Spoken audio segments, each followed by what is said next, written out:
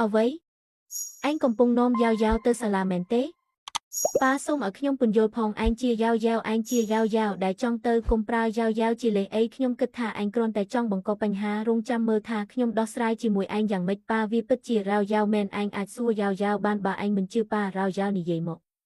ប៉ាវាជាយ៉ាវយ៉ាវដែលចង់ទៅវាមិនមែនជាកំហុសរបស់បងប្រុសខ្ញុំទេយ៉ាវយ៉ាវតើប៉ានិយាយការពិតមែនទេក្មេងរូបនេះមិនបានបង្រៀនប៉ាឲ្យនិយាយបែបនោះទេមែនទេប៉ាតាមពិតយ៉ាវយ៉ាវចង់ទៅវាមិនមែនជាកំហុសរបស់បងប្រុសខ្ញុំទេយ៉ាវយ៉ាវចង់រៀនគូររូបហើយបងប្រុសខ្ញុំនិយាយថាសាលាអាចបង្រៀនយ៉ាវយ៉ាវឲ្យគូររូបបានមើលចុះវាដោយសារតែយ៉ាវយ៉ាវចង់ទៅទើបខ្ញុំនាំគាត់ប៉ាយល់ច្រឡំឯងប៉ាសុំទោសប៉ាតើប៉ានិយាយអ្វីថ្ងៃនេះព្រះអាទិត្យមិនបានរៀងនៅទីខាងលិចទេប៉ាហេតុអ្វីបានជាប៉ាវាខ្ញុំយល់ច្រឡំអ្នកហើយខ្ញុំសុំទោសប៉ុន្តែអ្នកមិនអាចយកយ៉ាវយ៉ាវហើយរត់គេចខ្លួនបានទេតើមនុស្សនៅក្នុងវិមាននឹងព្រួយបារម្ភយ៉ាងណានៅពេលដែលពួកគេរកយ៉ាវយ៉ាវមិនឃើញតើជីដូនរបស់អ្នកនឹងព្រួយបារម្ភយ៉ាងណា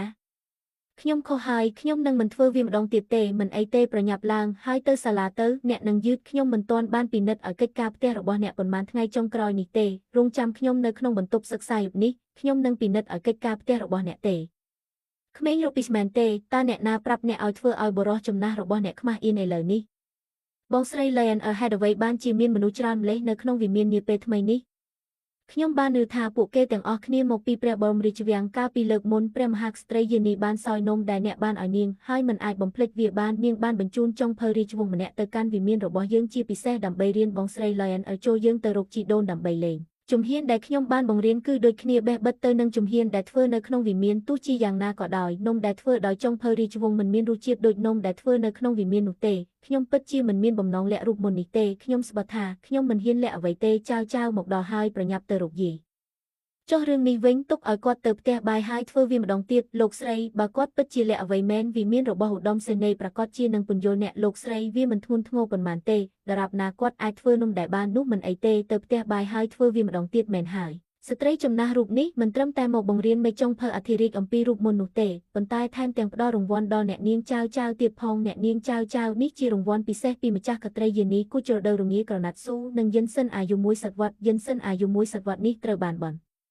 ថែមជាពិសេសដោយសារតែការគោរពបូជារបស់អ្នកវាក៏ល្អសម្រាប់សុខភាពរបស់អ្នកនាងប៉ៃផងដែរអូយអរគុណប្អូនស្រីអ្នកនាងចៅអ្នកលើកសរសើរខ្ញុំអ្នកគួរតែអរគុណម្ចាស់កត្រីយានីចៅដឹងហើយប្អូនស្រីប្រហែលជាហត់នឿយក្នុងការនិយាយរឿងនេះដូច្នេះចៅក៏ចង់អរគុណអ្នកដែរចៅក៏ចង់ថ្លែងអំណរគុណដល់ព្រះមហេសីដែរហើយចៅចង់ផ្ដល់ជូនទឹកផ្អែមដល់ព្រះមហេសីក្មេងល្ងងឲ្យរសជាតិនោះហើយជារសជាតិ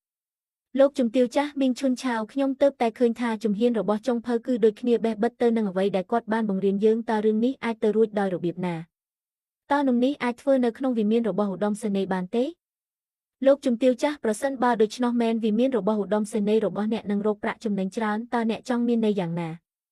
នំដែលព្រះមហេសីបានយកមកត្រឡប់មកវិញកាលពីលើកមុនមានរសជាតិឆ្ងាញ់ណាស់ដែលសូម្បីតែព្រះមហេសីដែលជាធម្មតាមិនចូលចិត្តបង្អែមក៏បានញ៉ាំនំជាច្រើនដុំដែរវាច្បាស់ណាស់ថាវាឆ្ងាញ់ប៉ុណ្ណាវិមានរបស់ឧត្តមសេនីយ៍តែងតែសន្សំសំចៃប្រសិនបើពួកគេប្រើនំទាំងនេះបានល្អពួកគេប្រហែលជាអាចរីករាយជាមួយវាទាំងអស់ឈុនឆាវបានរំខានដល់ព្រះមហេសីចាស់ជាយូរមកហើយដល់ពេលដែលនាងត្រូវត្រឡប់ទៅវិញរងចាំបន្តិចសិនឲ្យមីងឈុនឆាវចេញទៅមែនហើយឆាវទាំងនេះគឺជារបស់ទាំងអស់ដែលព្រះមហេសីបានប្រទានដល់អ្នកសូមឲ្យអ្នកបម្រើរបស់អ្នករក្សាវាទុកឲ្យមានសុវត្ថ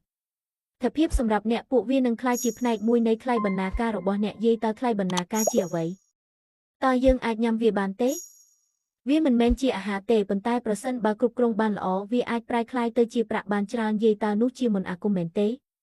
នៅពេលដែលឆាវមានប្រាក់នាពេលអនាគតគាត់នឹងទិញអាហារឆ្ងាញ់ជាច្រើនឲ្យយាយសម្រាប់តែយាយទេសម្រាប់យាយនិងសម្រាប់ឪពុកនិងសម្រាប់បងប្រុសច្រើនណាស់បន្ទាប់មកឆាវត្រូវធ្វើការយ៉ាងលំបាកដើម្បីរកប្រាក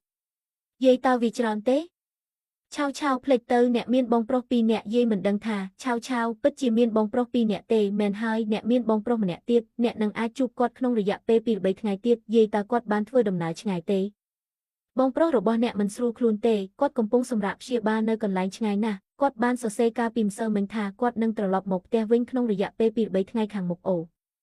អស់ចាណាស់ឆាវម្ដងទៀតយាយឲ្យតើវិមានរបស់ឧត្តមសេនីយ៍យើងក្រណាស់មែនទេអ្នកណាប្រាប់ចៅរឿងនោះគឺយាយជីនទេដែលបានប្រាប់ចៅពេលចៅមកដល់វិមានរបស់ឧត្តមសេនីយ៍ដំបូងហើយបងស្រីឈុនឆាវក៏និយាយដែរចៅទោះបីជាវិមានរបស់ឧត្តមសេនីយ៍យើងមិនសូវមានទ្រព្យសម្បត្តិច្រើនក៏ដោយ ក៏យើងមិនឲ្យចៅឃ្លានដែរចៅឆាវចៅនៅក្មេងញ៉ាំនឹងគេងដូចធម្មតាទុកការងាររកលុយឲ្យមនុស្សធំចុះយកទេចៅឆាវវេលើនេះជានារីវ័យក្មេងនៃវិមានរបស់ឧត្តមសេនីយ៍ហើយកាន់តែពិសេសទៅទៀតចៅជាផ្កាយសំណាងរបស់យាយចៅឆាវគ្រាន់តែត្រូវការសុភមង្គលជារៀងរាល់ថ្ងៃពីមុនពេលគ្មានក្មេងស្រីនៅក្នុងវិមានយើងមិនដែលគិតអំពីការសន្សំសម្រាប់ថ្លៃបណ្ណាការទេឥឡូវនេះយើង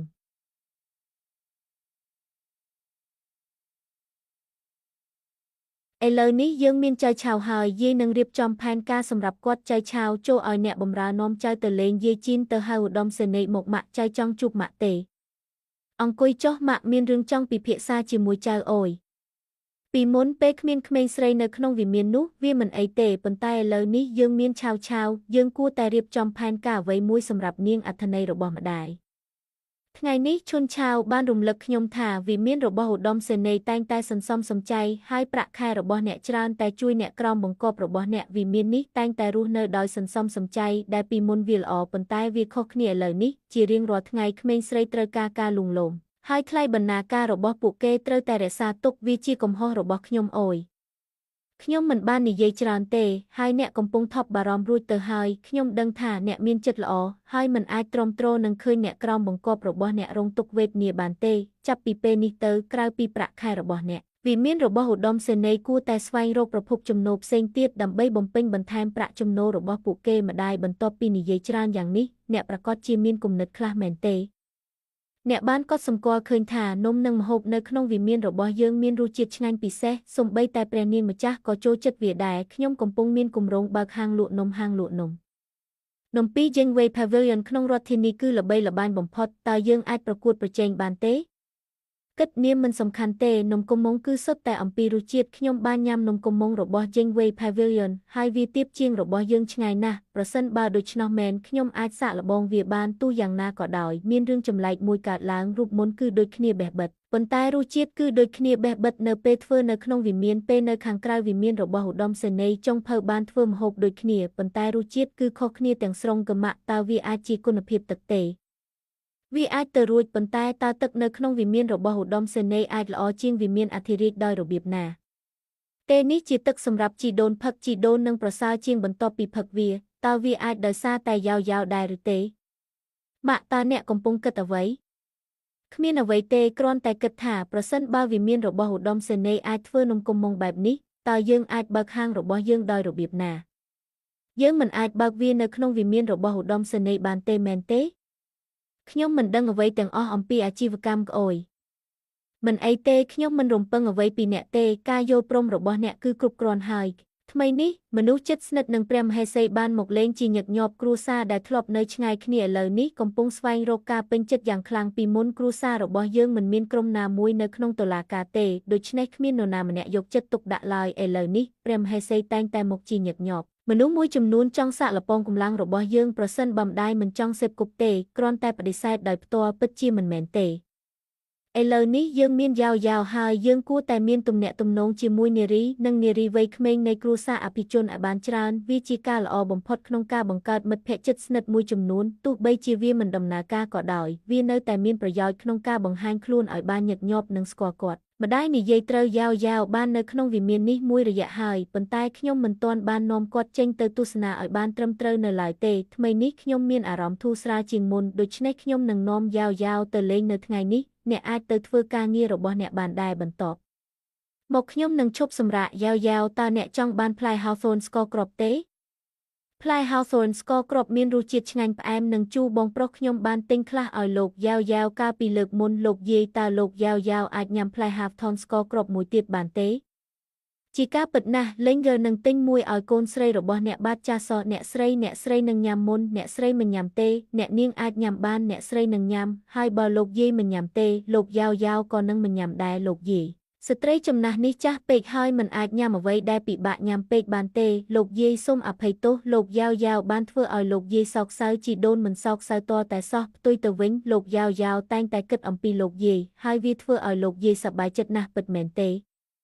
ពិតមែនប្រសិនបើលោកយាយមិនអាចញ៉ាំផ្លែ Hawthorne ស្ករគ្រាប់បានទេលោកយ៉ាវនឹងធ្វើនំផ្អែមឲ្យលោកយាយពេលយើងត្រឡប់មកវិញយល់ព្រមលោកយាយកំពុងរង់ចាំនំរបស់លោកយ៉ាវតោះទៅលោកយាយនឹងនាំលោកយ៉ាវទៅមើលក្រណាត់ហើយធ្វើរោគថ្មីឲ្យលោកយាយ លោកយ៉ាវយ៉ាវចង់បានវាមើលលោកយាយមាត់របស់លោកយាយពេញមុខលោកជំទាវអ្នកនាងសូមចូលមកយកនំថ្មីពីហាងមកឲ្យយើងយល់ព្រមនេះជាក្រណាត់ប៉ាក់យុនដែលទៅមកដល់ថ្មីល្អឥតខ្ចោះសម្រាប់សម្លៀកបំពាក់បុរសអ្នកទាំងពីរទៅទិញអីវ៉ាន់ខ្ញុំនឹងចៅនឹងមើលជុំវិញទីនេះនេះជាក្រណាត់ប៉ាក់ស៊ូជើដែលទៅមកដល់ថ្មីហើយក្រណាត់ប៉ាក់ពណ៌មាសរាងដូចផ្កាថ្មនិងក្រណាត់ប៉ាក់សូត្រទន់ពណ៌ត្បូងមរកតសុទ្ធតែជាវត្ថុធាតុដើមល្អសម្រាប់សម្លៀកបំពាក់រដូវផ្ការីកបន្ទាប់ពីរដូវផ្ការីកចៅតើអ្នកគិតយ៉ាងណាដែរយាយពួកវាទាំងអស់សុទ្ធតែស្រស់ស្អាតណាស់តើមានអ្វីដែលចៅចូលចិត្តទេមានច្រើនពេកចៅមិនអាចជ្រើសរើសបានតើមានអ្វីផ្សេងទៀតទេទាំងនេះគឺជាក្រណាត់ទាន់សម័យបំផុតនៅពេលនេះប្រសិនបើអ្នកចង់បានអ្វីដែលល្អជាងនេះអ្នកត្រូវតែបញ្ជាទិញជាមុនតើការបញ្ជាទិញជាមុនជាអ្វីអ្នកនាងការបញ្ជាទិញជាមុនមានន័យថាការបញ្ជាទិញក្រណាត់មុនពេលវាត្រូវបានផលិតបញ្ជាទិញជាមុនខ្ញុំមិនដែលឮអំពីរឿងនោះពីមុនមកទេពីមុនមកមិនដែលមានទេនេះជាការណែនាំថ្មីនេះហើយអ្នកត្រូវបង់ប្រាក់កក់ជាមុនសិនបញ្ហាចម្បងគឺថាក្រណាត់ដែលត្រូវបញ្ជាទិញជាមុនមិនអាចផលិតនៅកន្លែងណាបានទេក្រណាត់ប្រភេទនោះអាចផលិតបានតែនៅលើភ្នំតូចមួយនៅភាគខាងត្បូងប៉ុណ្ណោះហើយវាថ្លៃណាស់ប្រសិនបើយើងមិនបញ្ជាទិញជាមុនទេយើងនឹងខាតបង់ប្រាក់វាអាចផលិតបានតែនៅទីតាំងជាវាអាចផលិតបានតែនៅទីតាំងជាក់លាក់មួយប៉ុណ្ណោះតើអ្នកមានគំរូណាមួយនៅក្នុងហាងរបស់អ្នកទេសូមឲ្យខ្ញុំមើលវាយើងមិនមានគំរូណាមួយទេនៅពេលដែលក្រណាត់ប្រភេទនេះត្រូវបានផលិតរួចវាត្រូវបានដឹកជញ្ជូនដោយផ្ទាល់ទៅកាន់ខេត្តនីមួយយើងមិនដែលស្តុកទំនិញទុកទេហើយយើងមិនលក់ក្រណាត់ប្រភេទនេះក្នុងបរិមាណច្រើនទេយើងផ្គត់ផ្គង់វាទៅខេត្តនីមួយហើយតម្លៃក៏មិនទាបដែរដំណើរនេះមិនមែនជាការខ្ជះខ្ជាយទេខ្ញុំបានរៀនច្រើនណាស់ចៅតើយើងគួរយកក្រណាត់ទាំងនេះទៅមុនយើងទេយល់ព្រមយើងនឹងយកទាំងនេះនិងរបស់ទាំងនោះផងដែរអ្នកអាចដឹកជញ្ជូនវាទៅវិមានរបស់ឧត្តមសេនីយ៍នៅពេលក្រោយបាទចាស់សខ្ញុំនឹងឲ្យនរណាម្នាក់វិចខ្ចប់វាភ្លាមយាយតើអ្នកចាប់អារម្មណ៍ខ្លាំងទេតើវាជាអ្វីការបញ្ជាទិញជាមុន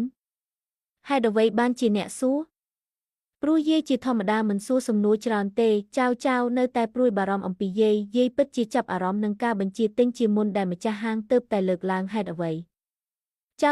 តើអ្នកចាំទេថាមីងឈុនឆាវបាននិយាយអ្វីខ្លះនៅពេលដែលគាត់មកដល់វិមានរបស់ឧត្តមសេនីយ៍កាលពីលើកមុនគាត់និយាយថានំនៅក្នុងវិមានរបស់យើងមានរសជាតិឆ្ងាញ់ហើយប្រសិនបើយើងប្រើប្រាស់វាបានល្អវាអាចក្លាយជារូបភាពកញ្ចក់នៃវិមានរបស់ឧត្តមសេនីយ៍ដូច្នេះជីដូនកំពុងមានគម្រោងបើកហាងលក់នំអស្ចារ្យណាស់ប៉ុន្តែហេតុអ្វីបានជាជីដូនចាប់អារម្មណ៍នឹងនំអធិរាជពីព្រោះនៅពេលដែលមីងឈុនឆាវមកលើកមុនជីដូនបានដឹងថានំនៅក្នុងវិមានរបស់យើងមានរសជាតិឆ្ងាញ់លុះត្រាតែធ្វើនៅវិមានរបស់ឧត្តមសេនីយ៍បើមិនដូច្នោះទេវាក្លាយជារឿងធម្មតាដូច្នេះជីដូនមានបញ្ហាអំពីរបៀបបើកហាងលក់នំប៉ុន្តែអ្វីដែលជំនួយការហាងនោះបាននិយាយថ្មីនេះបានផ្ដល់តម្រុយដល់ជីដូនក៏អាចទទួលការបញ្ជាទិញជាមុនធ្វើផលិតផលតាមតម្រូវការលំដាប់ខ្ពស់និងផ្គត់ផ្គង់គ្រួសារជាន់ខ្ពស់នៅក្នុងរាជធានីជាប្រចាំនោះនឹងដោះស្រាយបញ្ហានៃការស្វែងរកទីតាំងសម្រាប់ហាងលក់នំជីដូនអ្នកឆ្លាតណាស់ចៅចង់ឆ្លាតដូចជីដូនចៅក៏ឆ្លាតណាស់ដែរនៅពេលដែលចៅធំឡើងគាត់ប្រកាសជាឆ្លាតជាងជីដូនទៅទៀតតោះទៅ Treasure Pavilion ហើយទិញគ្រឿងអលង្ការបន្ថែមឲ្យយ៉ាវម៉ាក់ស្អាតណាស់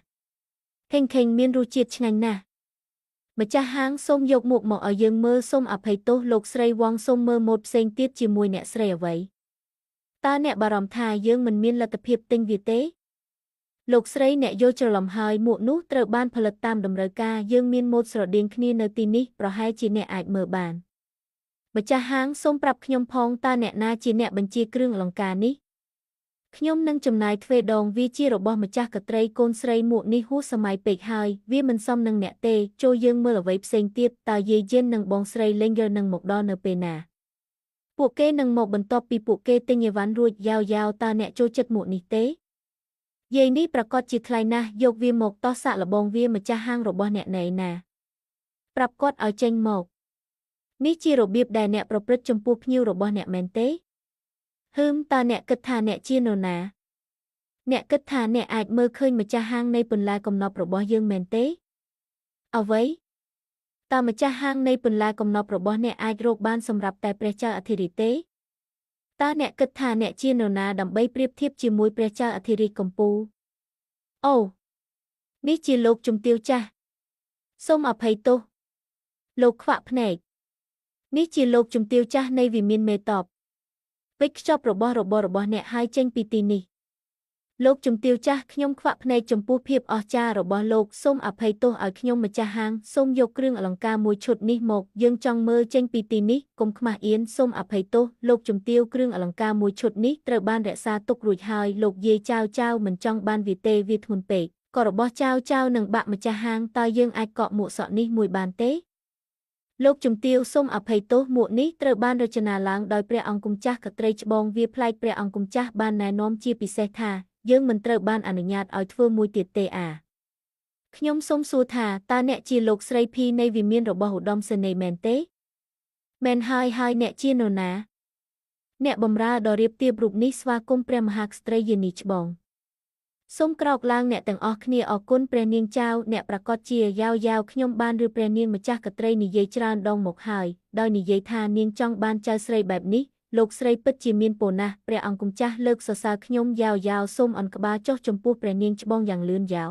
ស្វាគមន៍ព្រះនាងច្បងប្រសិនបើថេងខេងអាចបង្កើតទំនាក់ទំនងល្អជាមួយព្រះនាងច្បងវានឹងមិនត្រឹមតែផ្ដល់ផលប្រយោជន៍ដល់វិមានរបស់ Marquis ប៉ុណ្ណោះទេប៉ុន្តែថែមទាំងអាពាហ៍ពិពាហ៍នាពេលអនាគតរបស់អ្នកផងដែរដោយពាក្យមួយម៉ាត់ពីព្រះនាងច្បងអ្នកសុំទានបានដំ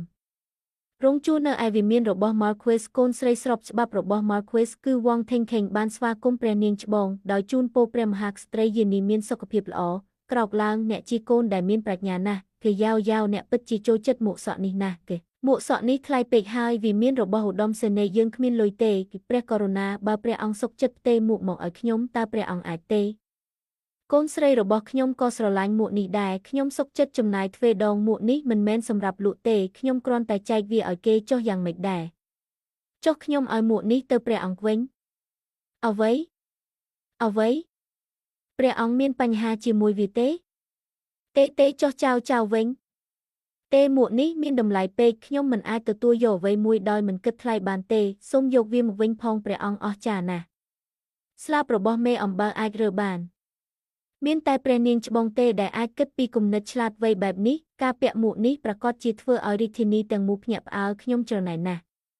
បើខ្ញុំអាចខ្ចីវាបានមួយថ្ងៃខ្ញុំនឹងចំណាយប្រាក់100ដំឡឹងវាស្អាតជាងអ្វីដែលខ្ញុំស្រមៃទៅទៀតប្អូនស្រីរបស់ខ្ញុំមើលទៅស្អាតណាស់ក្នុងមួកនេះវាជាការអាណិតដែលអ្នកមិនមានត្រចៀកចោះក្រវិលទាំងនេះនឹងធ្វើឲ្យវាកាន់តែល្អឥតខ្ចោះចៅហេតុអ្វីអ្នកចំពោះសេចក្តីសប្បុរសរបស់អ្នកចំពោះកូនរបស់ខ្ញុំព្រះអង្គគុំចាស់ទោះជាយ៉ាងណាក៏ដោយច្បាប់នៃវិមានរបស់ឧត្តមសេនីយ៍គឺតឹងរ៉ឹងសូមកុំធ្វើឲ្យរឿងពិបាកសម្រាប់ពួកយើងជីដូននិងចៅស្រីតើលោកស្រីចាស់ពេកចាស់ទេតើនាងហ៊ានបដិសេធព្រះនាងដោយរបៀបណាខ្ញុំបានឮពីព្រះអង្គគុំចាស់ជាយូរមកហើយថាគ្រួសារប៉ីមានវិន័យតឹងរ៉ឹងខ្ញុំបានឃើញវាដោយផ្ទាល់នៅថ្ងៃនេះទោះជាយ៉ាងណាក៏ដោយអំណោយនេះមិនត្រូវបានផ្ដល់ឲ្យដោយគ្មានហេតុផលនោះទេវាគឺដោយសារតែនំពីគ្រួសាររបស់អ្នកបានជំរុញចំណង់អាហាររបស់ម្ចាស់កត្រីប៉ុន្តែម្ចាស់កត្រីបានផ្ដល់ឲ្យនាងនៅសញ្ញានៃការដឹងគុណរួចហើយយើងមិនហ៊ានទទួលយកច្រើនជាងនេះទេម្ចាស់កត្រីគឺជាម្ចាស់កត្រីហើយខ្ញុំគឺជាខ្ញុំលោកចាស់អ្នកប្រកាសជាយល់ហើយក្នុងនាមជាកុមារយើងត្រូវតែគោរពពួកព្រឹទ្ធាចារ្យរបស់យើងហើយមិនត្រូវបដិសេធឡើយចូលក្រាបថ្វាយបង្គំ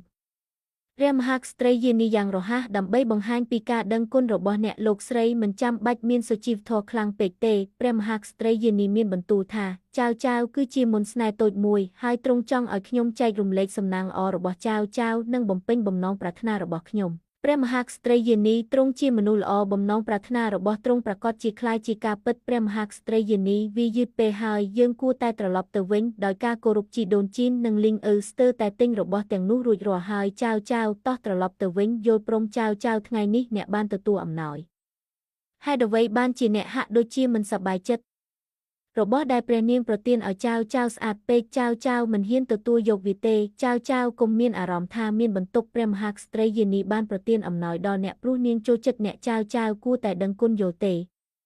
ចៅយល់ហើយប៉ុន្តែតើខ្ញុំគួរផ្ដល់អ្វីមកវិញកុំបារម្ភជីដូននឹងរៀបចំអ្វីគ្រប់យ៉ាងសម្រាប់អ្នកលោកយាយឲ្យចៅថ្ងៃនេះបានរឿងនរណាម្នាក់និយាយថាបើយើងឲ្យគាត់ខ្ចីមួកនោះមួយថ្ងៃគាត់នឹងបង់100តើយើងមិនមែនជាអ្នកមានទេយើងមិនអាចមើលរំលងអារម្មណ៍របស់ព្រះមហាក្សត្រីចំពោះប្រាក់ចំណេញតិចតួចបែបនេះបានទេការឃើញព្រះនាងនៅថ្ងៃនេះធ្វើឲ្យលោកយាយចៅនឹកឃើញដល់លោកយាយតើអ្នកចង់ទៅសាលាស្រីទេលោកយាយតើសាលាស្រីជាអ្វី សាលាស្រីត្រូវបានគ្រប់គ្រងដោយព្រះនាងច្បងវាជាកន្លែងដែលក្មេងស្រីជាច្រើនរៀនមុខវិជ្ជាផ្សេងគ្នាជាមួយគ្នាដូចជាតន្ត្រីអុកអក្សរផ្ចង់និងគំនូរកាលពីប៉ុន្មានថ្ងៃមុនឪពុករបស់អ្នកបាននិយាយថាអ្នកចង់រៀនគូគំនូរហើយថ្ងៃនេះបន្ទាប់ពីបានឃើញព្រះនាងច្បងអ្នកនឹកឃើញសាលាស្រីចៅតើអ្នកសុខចិត្តទេខ្ញុំសុខចិត្តលោកយាយចៅមិនចង់ទេចៅខ្លាចប្រសិនបើចៅទៅសាលាស្រីគ្មាននរណាម្នាក់នឹងអមដំណើរលោកយាយទេហើយលោកយាយនឹងឯកាក្រៅពីនេះសាលារៀនចំណាយប្រាក់ច្រើនហើយចៅមិនចង់ទៅទេដូច្នេះក្រៅពីហេតុផលទាំងពីរនេះតើអ្នកនៅតែចង់ទៅទេខ្ញុំចង់ទៅបន្ទាប់មកតោះទៅហឹមចៅអាចរៀនគូគំនូរបានហើយលោកស្រីចៅវាយនាយវ័យក្មេងច្បងបានត្រឡប់មកវិញហើយពិតមែនទេលឿនឡើងតោះទៅមាត់ទ្វារដើម្បីស្វាគមន៍គាត់លោកម្ចាស់វ័យក្មេងយើងបានមកដល់វិមានរបស់ឧត្តមសេនីយ៍ហើយលោកម្ចាស់វ័យក្មេងតោះចូលទៅខាងក្នុងឲ្យលឿនលោកម្ចាស់បាននិយាយថាអ្នកមិនគួរត្រូវខ្យល់ទេតើយាយមានអារម្មណ៍ធូរស្រាលទេយាយខ្ញុំត្រឡប់មកវិញហើយយាយមិនស្រួលខ្លួនទេដូច្នេះកុំចេញទៅក្រៅក្នុងខ្យល់លឿនឡើងចូលមកខាងក្នុងអ្នកមិនស្រួលខ្លួនទេដូច្នេះកុំបារម្ភអំពីពិធីការទាំងនេះវាគ្រប់គ្រាន់ហើយដែលអ្នកត្រឡប់មកវិញមិនគួរមើលរំលងសុជីវធម៌ទេអ្នកជួយចៅវាយនាយវ័យក្មេងអង្គុយចុះយាយតើគាត់ជានរណានេះគឺជាចៅប្អូនស្រីតូចរបស់អ្នកចៅហើយខ្ញុំថាបងប្រុសធំអរគុណបងប្រុសធំលោកស្រីចៅវាយនាយវ័យក្មេងបានធ្វើដំណើរដ៏វែងឆ្ងាយហើយមានអារម្មណ៍មិនស្រួលខ្លួនខ្ញុំនឹងនាំគាត់ទៅសម្រាកជាមុនសិនមិនមានការប្រញាប់ប្រញាល់សម្រាប់ក្រុមគ្រួសារទេយើងអាចនិយាយគ្នាបានបន្ទាប់ពីគាត់សម្រាកចៅតើអ្នកអាយុប៉ុន្មានបងប្រុសធំចៅមានអាយុ3ឆ្នាំ